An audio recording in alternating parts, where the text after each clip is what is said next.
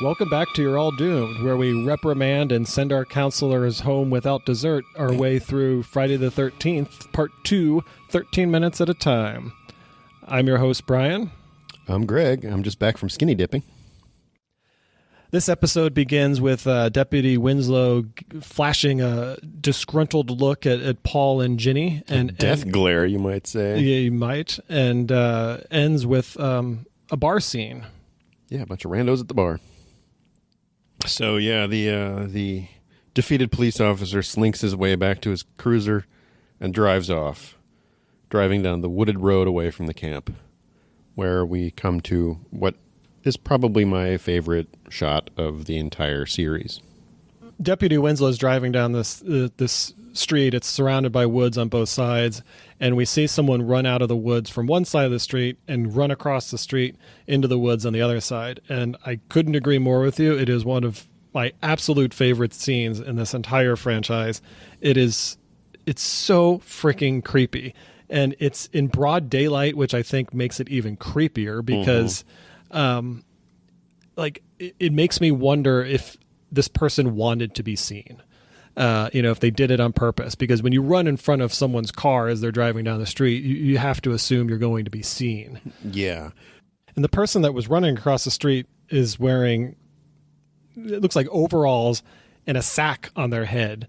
And I don't know about you, but I think it's pretty safe to say that this is probably Jason Voorhees. Yeah, I think at this point it's clear that we are seeing Jason. And part of what I find so creepy and what I like so much about this moment is that Jason, to me, doesn't care whether or not he's seen.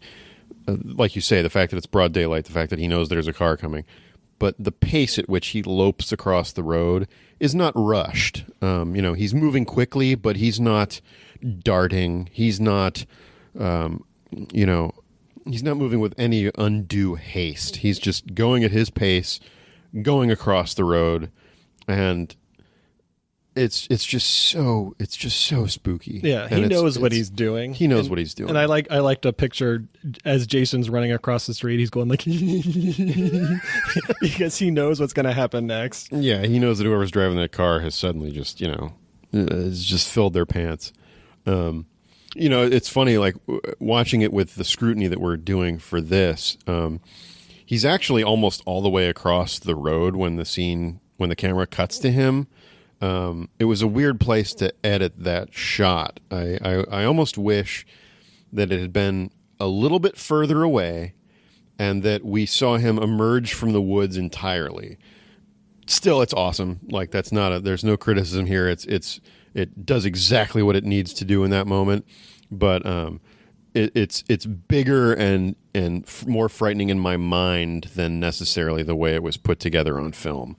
As it may. Yeah, you're right, because the way that it's cut, it makes it seem that Deputy Winslow doesn't see him until he's 3/4 of the way across the street and into the other side of the woods, which wouldn't be the case. He's right in front of him. Yeah. Yeah, and so I kind of like the idea of seeing Jason come out of one side of the woods, and then Deputy Winslow kind of reacts like, "What am I? Is that a person?" And then he runs across the street, and then he's like, "Wait, what?" And and Winslow's been the one that's been telling people not to be around there. So it's normal for him to be suspicious about seeing someone running through the woods. I mean, we know he just busted Jeff and Sandra. So, for him to see this person, it's the next step in which is that he stops the car and gets out is a logical one. Whereas most people would probably be like, "What's that crazy dude with the sack on his head doing running across the street? Oh, well, I'm just going to drive away." No, Winslow's going to investigate. Or me locking my doors, rolling up the windows, and peeling out as fast as I possibly can. So, yeah, the police officer gets out of the car and begins pursuit. So it's kind of cool here. We have a chase through the woods, but Jason is the prey, which is a nice turnabout from what we usually expect from these kinds of movies. Frankly, I could watch an entire movie of Jason's baggy pants trotting through the foliage. I thought that was super exciting, and I liked his methodical, measured pace while the cop is, struggling to keep up. And, Jason knows where he's going. Jason knows what he's doing. Eventually, Deputy Winslow finds himself at a dilapidated shack that can best be described as bone-chilling. Yeah, this ramshackle building in the middle of the woods is just about the creepiest thing I can imagine. And again, for me, it's the broad daylight aspect of it that makes it even creepier, because you can just see how ramshackled it is, and in that it's just, I don't know. I think in other people's hands, this might have been shot at night and would not have been nearly as creepy. But as the introduction to this site, seeing it in broad daylight was incredibly creepy. I agree. The next best thing for me is probably the abandoned house at the end of the Blair Witch Project, but that was shot at night. You don't really ever get a good look at it, so it's almost like it's trying too hard to be scary. Now, granted, I was creeped out enough by the rest of that movie that it still worked, but yeah, this is in your face. You're seeing all the details. You aren't positive it's abandoned. It's so primitive, and just like that anyone could possibly live there is like you say, bone chilling. I want to build one in my backyard. I'm gonna work on that this weekend. I will give Deputy Winslow credit here because he decides to go into the shack. He wins the Balls of Steel award. And again, it's no surprise. We've both established that we're both chicken shits, but if I was chasing this person in the woods and I came across the shack, I'd be like, you know what? I'm just going to leave this be. And I'm going to turn around. I'm going to go back to my car and I'm going to drive away. I would radio for backup and a helicopter gunship because bring in the SWAT team. There is no way I would go in there by myself, and probably not even with a group of people. But he doesn't even really hesitate. I mean, he just goes right in. He's a pro. Yeah. And the inside of that building is a shit show. But it's surprisingly spacious. It is. And it has tons of natural lighting. I'm imagining kind of like the real estate listing online for this thing. But it's got a ton of light, and it's huge. Yeah, and there's lots of little rooms and alcoves and stuff.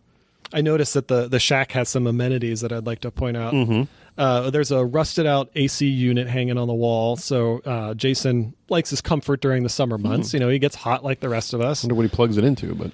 I don't know. I'm sure he's got a generator somewhere. We know, yeah. Everyone has a generator. Right. Knows how to maintain them in this series. There's a chair with a hole in the seat with a bucket nearby, which I'm just going to take a guess that that's Jason's guest toilet. I say guest toilet because there's an actual toilet in a closet in the shack. Yeah, filled with what looks like gravy. Sure, let's just go with gravy. We'll just go with gravy. But yeah, I was puzzled by the chair with no seat would have done the job, and I like, oh man, that's horrifying. But then we see an actual toilet, so that was puzzling. There's also a tree stump with a plate on it, which I presume is Jason's rustic kitchen table. So he's practical. But the most horrifying thing about the shack is that there's a high chair in the corner. So creepy. Why is that there? Was it Jason's high chair as a kid? Like, what was that? Is he hoping to steal a baby and raise him as his own? Oh, that was such a creepy sitting detail. there in the corner, yeah, why wouldn't Jason have a high chair? And no, Jason absolutely would not have a high chair, and I don't want to know why he has a high chair. Yeah, and how long he's had it, and oh man, this was the first time I'd ever noticed that, and I stared at it for minutes trying to just unpack what that could possibly mean. Yeah, that was scarier than anything. So Deputy Winslow continues his recon of the inside of this shack and opens a door to another room, and we don't see what's inside, but he does. And from the look on his face, it's obviously mind-boggling because he saw the high chair. Well, I mean, it's got to be even creepier than that because he didn't blink an eye at the high chair. So this has got to be just, straight out terror fest.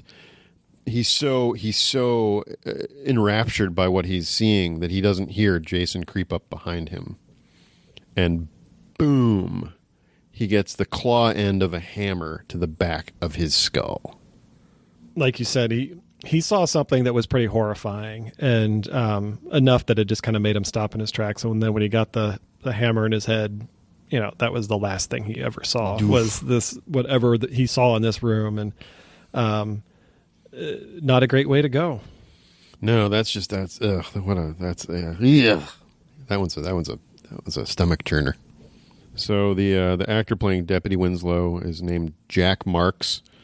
I didn't see a ton of credits, but he was on an old soap opera called Ryan's Hope that several other members of the cast in this movie have been on. So I wonder if the casting company that was credited at the beginning also did some personnel matters for that show or something, because it's just kind of funny that there's so much overlap. Or Ryan's Hope was, an easy place to get a gig in that era. It's also worth pointing out that as far as we know, this is the first cop killed by Jason. So Jason is now a cop killer. Oh, that's a very good point, because the other police officers have never even seen Jason. Good point. So that helicopter gunship might be coming one of these days. We cut back to the lodge. It's evening time now, and the group is kind of hanging out doing their thing. I noticed that the African American counselor is wearing a blue T-shirt and rainbow suspenders, which makes me think he's dressed up as Mork from Ork or possibly something like that. It seemed a little bit festive. 12-year-old Greg asked me to point out that Terry looks like she's awfully chilly standing on the porch. I don't know what detail he noticed, but I shudder to think. Paul tells the rest of the counselors that this is their last night to head into town for a night of fun. I'm guessing because tomorrow begins their rigorous counselor training sessions. But he said this is kind of like your last shot, so if you want to go out and have fun, this is it. And here's another instance where I really like Paul's management style, because he tells Jeff and Sandra that they are going to stay behind and watch things while everyone else is off having a good time for the evening. And that's a nice touch. I mean, in front of the police officer, he stuck up for his people, but he knew that he needed to let them know that they're going to get punished. So they were obviously looking forward to going along, but they've been put in their place, and I like how Paul handled that. I thought that was pretty cool. This also kind of gets rid of all of the random counselors that we really never got to know. It also kind of cuts down on the diversity of the cast, because everyone who's left back at the lodge here are just the good old white people. So that kind of puts the racial mix of the movie back to the way it was in the first movie, which is all right, whatever. But at least we got some diversity. And along with Jeff and Sandra, Terry decides to stay behind in case Muffin comes back, and Scott stays behind for Terry's muffin. Mark opts to stay behind because nothing spoils a party faster than a drunk kid in a wheelchair. Yikes. Quote unquote. So I kind of feel sorry for Mark, because he seems to be very well liked, but he apparently doesn't want to be the person that they have to babysit at the end of the night because he's in a wheelchair. Yeah, which is too bad, because it seems like he would have enjoyed going, but he felt he couldn't, so that's too bad. And because of that, Vicky decides to stay back with Mark because she clearly has a crush on him, and everyone else heads into town. Yeah, I mean, and 5 people pile into the bed of that pickup truck. I feel like there's an entire other horror movie about what happens to them, because we've already heard in the previous movie about a terrible car crash and stuff. So, I mean, I just feel like there's some accident that, bodies are strewn everywhere because they were not properly restrained in their vehicle. So everyone's left, except for the people that stuck behind. And, Terry's off going for a walk in the woods by herself at night. She's looking for Muffin. And as she walks away, the silhouette of someone apparently wearing a sack on their head is following close behind. Yeah, that shadow is oddly misshapen. So if you didn't get a good look at Jason crossing the road, you definitely get the sense that it's not just a regular looking person by any stretch of the imagination. I thought it was kind of funny that Jeff displays a little bit of patriotism by taking in the American flag from the porch for the evening, but then immediately insults Mark, calling him Scooter as he wheels through the door. So again, it shows he's not above taking pot shots at Mark. They must have an understanding, and that's kind of funny. Then we kind of jump back and forth between, the two groups of counselors. They got the group that, sorry to disappoint you, Greg, but the pickup truck did make it out, and there's no horror film to be. Well, they made it there. We don't know if they make it back. That's true. But they arrive at a pretty rockin' bar for this little small town. I mean, the parking lot is just mobbed, and you can hear the music coming through the windows. And yeah, I mean, I think it's like part casino, part bar. It seems like it's a pretty popular hangout. Paul loses a couple of points in my book because he backs into his parking space. I get, in this kind of parking lot and in this situation, it makes some sense. But generally, I hate when people do that. You don't expect that traffic pattern in a crowded parking lot, so it's always weird when someone randomly stops so they can back into their spot. And by contrast, the pickup truck pulls in front ways, so it's obviously not some sort of camp rule that everyone has to be ready to peel out of their parking spaces at the drop of a hat. And then we go back to the lake, where Terry has abandoned her search for Muffin after only a few minutes and decides to go skinny dipping. Although it's kind of funny because at one point as she's approaching the lake, she hears a noise in the woods, and she's, Muffin? If I was alone in the woods at night and I heard a sound in the woods, my first thought would not be that it's the random dog that I happen to be looking for. That's not the conclusion I would jump to. Yeah, and it clearly doesn't bother her enough to not take her clothes off. Right. So, yeah, she gets ready for some skinny dipping. Terry seems nice. Yeah, I agree. I'll pass the mic over to 12-year-old Greg to see if he has any thoughts on Terry. Hi, guys. Yeah, so she takes her gear off, man. It's pretty awesome. She's totally naked. And, yeah, she's hot. She's got some curves, that girl. I like her a lot. Okay, well, that's good. Lucky you. You get your nude scene. So go back to being 12. That was some great commentary, 12-year-old Greg. Thank you very much for joining us. Yeah, that was very insightful. Once again, Mark is arm wrestling, this time with Jeff. And once again, Vicky is loving every second of it. Sandra, however, leans into Jeff and says, "Don't wear yourself out. If you want to wrestle, come with me." Which, obviously, Jeff immediately stops arm wrestling Mark. Yeah, he knows what he's in for, so he drops the hand and heads upstairs. Vicky sits down at the table, and at first it looks like they might arm wrestle, but instead she reveals that she's borrowed a couple of Ted's video games and offers to play one of them with Mark in kind of a little showdown of their own. He has a choice between football and hockey, and he asks which one she would like to play. And her response is, the one with the puck. Which a rocky road. Yeah, that's exactly what I thought of. And I mean, it's just such a come on. I don't even really get what she's going for there, unless... Although she does redeem herself when Mark asks what they're playing for. Granted. And she says, position. Yes, that, right on. A+ on that one. She hit the bullseye with that one. But the one with the puck, I'm like, what? So football. Right. Terry is still enjoying the lake, and we see a hand reach down and steal her clothes, leaving her gigantic barrettes in the sand, so her hair is now untethered. As she comes out of the lake, there's a funny little use of the Jaws theme, which made me chuckle. That was a cute touch. What's the point of skinny dipping by yourself? Gosh, that's a really good question, especially like at night. Presumably the lake's kind of cold. I mean, I can understand, like, in a group, it's kind of titillating, like, oh, let's all take our clothes off and go swimming. But by yourself... A moonlight swim. But I mean, go take a bath. Yeah, or bring your bathing suit with you because you figured you might jump in the lake. Yeah. Maybe because she was alone, she felt she could jump in for a swim. Or maybe it's an 80s horror movie and we're just looking for an excuse for a girl to take her clothes off. And 12-year-old Greg is clapping in the other room. Yeah, so yeah, you're right. That is a curious tendency of people in these movies. So we learn that the person who stole her clothes is just pervy old Scott. Of course. She's kind of chasing after him to get her clothes back when he's caught in a snare trap in the middle of the woods. Which I imagine hurts a little bit.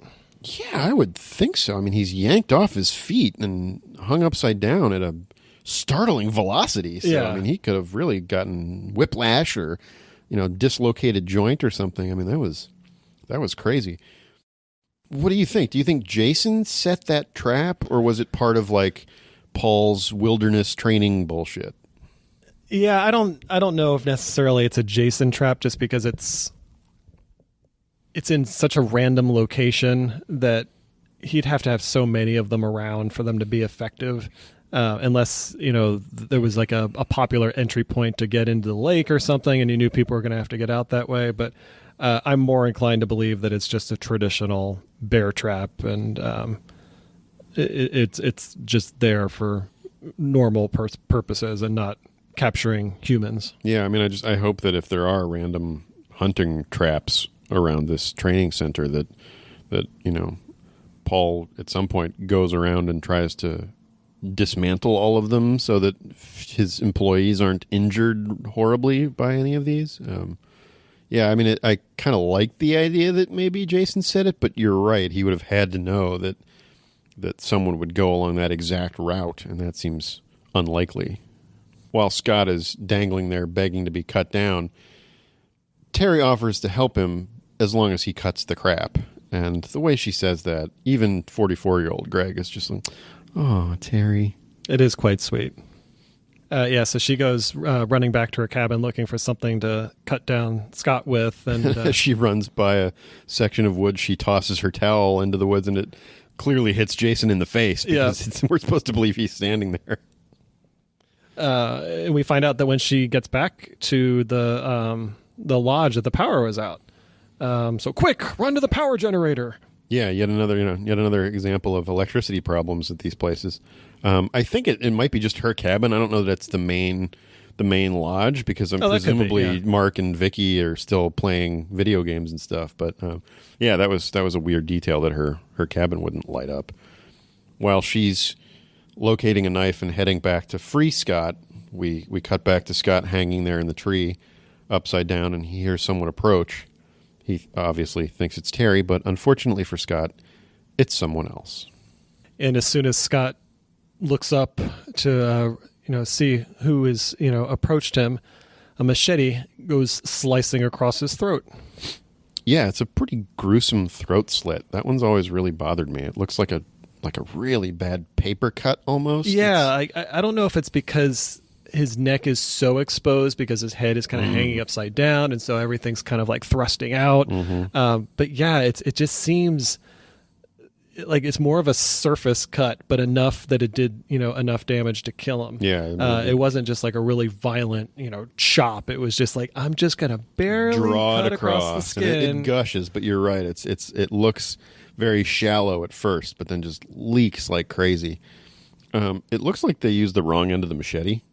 I noticed that too. Absolutely. Yeah. It's weird. Although it has an interesting effect. It makes it look like an even crueler kind of weapon, almost like a scimitar, or like it's a neat visual effect. But if you're paying attention, it's like, well, wait, it's like they used the wrong side.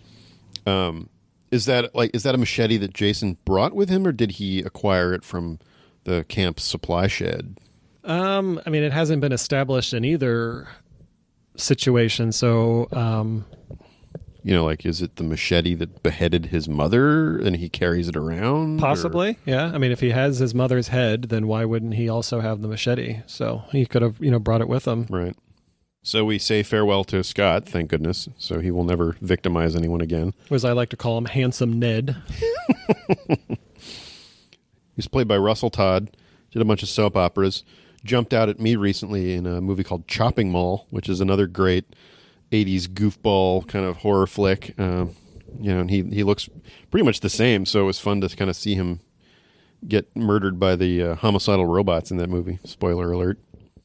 So after we say goodbye to Scott, we're back in Terry's cabin, and she's finally found what she's looking for, which apparently is a Swiss Army knife, and she runs back to where Scott was and discovers that he's been murdered. She screams, when she sees this, but before we know what happens to Terry, we cut to some bitchin' guitar playing at the casino. I looked it up, and they're called the Smoky Boys Band. They're actually still together and still playing gigs in Connecticut, and if you want to check them out, they're on Facebook. They were just rocking out there, and that place was packed with people. And yeah, I feel like all the people dancing to the Smoky Boys Band were people who had auditioned for but didn't get counselor parts. And I swear to God, I think Jeff Spicoli's stunt double is in the front. I feel like maybe Fast Times was filmed right around this same area or something. And he's like after the the day's shoot, he goes over and he dances for the Smoky Boys. And then this scene kind of wraps up with just kind of an establishing shot showing a bar and, people sitting around and having a good time. And yeah, it's kind of a low-key end to the chunk, but it's been a momentous 13 minutes. Yeah, there's a lot that happened in this chunk. We've got 3 deaths. The police officer, Deputy Winslow, Scott, and unconfirmed, but we're pretty sure that Terry has met her end based on her reaction. So that brings this episode to a close. We'll be back next time to discuss the next 13 minutes of Friday the 13th Part 2. But until then, I'm Brian. I'm Greg. And you're all doomed.